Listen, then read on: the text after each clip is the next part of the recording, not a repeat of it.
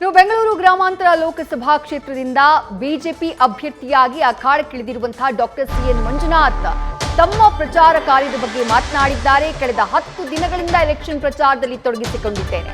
8 ವಿಧಾನಸಭಾ ಕ್ಷೇತ್ರಗಳಲ್ಲಿ ಅಭೂತಪೂರ್ವ ರೆಸ್ಪಾನ್ಸ್ ಸಿಗ್ತಾ ಇದೆ.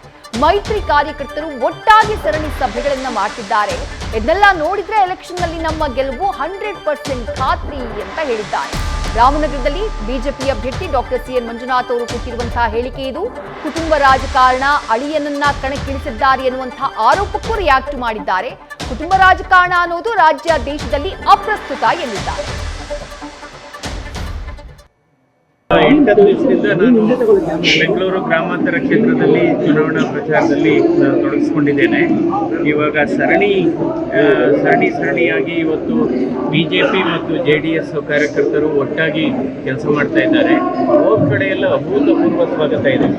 ಇವತ್ತು ಬೆಂಗಳೂರು ನಾವು ದಕ್ಷಿಣ ತಾಲೂಕು ಹೋಗಿದ್ದೆ. ನಿನ್ನೆ RR ನಗರ, ಕುಣಿಗಲ್ಲು ಬಹಳ ಮುಖ್ಯವಾದದ್ದು. ಬಿಜೆಪಿ ಮತ್ತು JDS ಕಾರ್ಯಕರ್ತರ ಎರಡೂ ಹೃದಯಗಳು ಒಟ್ಟಾಗಿದೆ. ಬಹಳ ಉಪ್ಪಿದೆ, ಹುಮ್ಮಸ್ಸಿದೆ.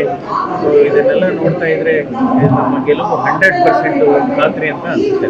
ಸರ್, ಈಗ ಧರ್ಮ ಮತ್ತೆ ಅಧರ್ಮದ ನಡುವಿನ ಚುನಾವಣೆ ಅಂತೇಳಿ ಹೇಳ್ತಾ ಇದ್ದಾರೆ. ಇದು ಮತದಾರರಿಗೆ ಯಾವ ರೀತಿ ಸಂದೇಶ ಹೋಗ್ತಿದೆ ಅಂತ ಹೇಳಿ? ಅಲ್ಲ, ಅದ್ರ ಬಗ್ಗೆ ನಾನು ವ್ಯಾಖ್ಯಾನ ಮಾಡಕ್ ಹೋಗೋದಿಲ್ಲ. ಯಾವುದೇ ಒಂದು ಚುನಾವಣೆ ಆರೋಗ್ಯಕರ ಸ್ಪರ್ಧೆಯಾಗಿರಬೇಕು. ಸೊ ಯಾಕೆಂದ್ರೆ ಮತದಾರರನ್ನ ಯಾವುದೇ ರೀತಿ ಅಡ್ಡದಾರಿಗೆ ಎಳಿಬಾರ್ದು ಅಷ್ಟೇ.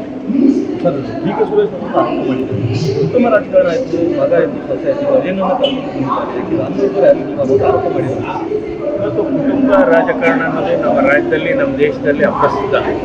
ಇವೆಲ್ಲ ಲಿಸ್ಟ್ ನೋಡ್ತಾ ಇದ್ದೀರಲ್ಲ, ಎಲ್ಲ ಇದ್ದಾರೆ. ಮಗ ಇದ್ದಾರೆ, ಮಗಳಿದ್ದಾರೆ, ಸೊಸೆ ಇದ್ದಾರೆ, ಅಣ್ಣ ಇದ್ದಾರೆ. ಅದು ಅಪ್ರಸ್ತುತ.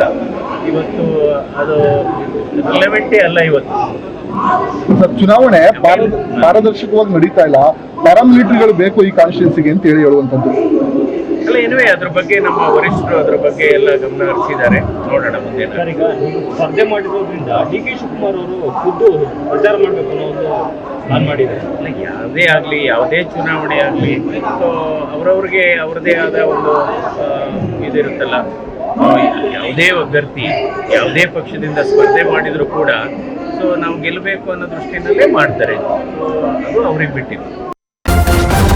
ನ್ಯೂಸ್ ಫಸ್ಟ್ ನಿರ್ಭೀತಿಯಿಂದ ನಿಮ್ಮ ಪರವಾಗಿ.